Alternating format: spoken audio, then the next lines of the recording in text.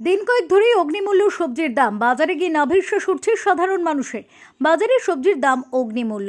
সবজির কালো বাজারে ঢুকতে সোমবার জিয়াগঞ্জের একাধিক বাজারে অভিযান চালালো লালবাগ মহকুমার টাস্ক ফোর্স সহ জিয়াগঞ্জ থানার পুলিশ। বুধবার সকালে জিয়াগঞ্জে 3টি সবজির বাজার সহ একাধিক সবজির আড়তে অভিযান চালায় টাস্ক ফোর্স সহ পুলিশ। এদিন তারা কথা বলেন বাজার করতে আসা সাধারণ মানুষের সঙ্গেও।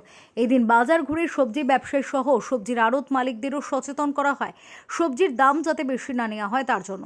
এ বিষয়ে ব্যবসায়ী শম্ভু মণ্ডল জানান, দাম এত বেশি কেন?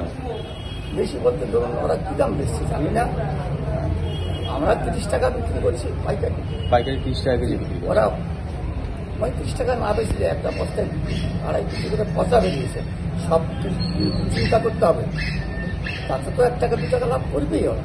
কোনোদিন হয়তো দেখা গেল মার্কেটে আমদানি কম, দামটা বেশি হলো, যেমন আজকে আমদানি বেশি, আজকে দামটা কম হলো। কাঁচা মালে নিয়ন্ত্রণ করা অসম্ভব হয়ে যায়, কিন্তু আলুটা ঠিক আছে। প্রসঙ্গত অগ্নিমূল্য সবজির বাজার দর নিয়ে সরব হয়েছেন খোদ মুখ্যমন্ত্রী। তারপরে টাস্ক ফোর্স সহ পুলিশকে সবজি বাজারে অভিযান চালানোর নির্দেশ দেন। তবে এই অগ্নিমূল্য বাজার দরে টান পড়েছে সাধারণ মানুষের পেটে। অনেকটা বেড়েছে। কিছুদিন আগে যে আলু 28 টাকা 30 টাকায় কিনেছি, সেই আলু এখন 40 টাকা কিনেছি। টমেটো আপনার হচ্ছে 200 টাকা। প্রশাসনের বাজারের উপরে নজরদারি, এটা কি দাম কমবে বলে মনে হচ্ছে? দাম কমলে আমরা খুব খুশি হব।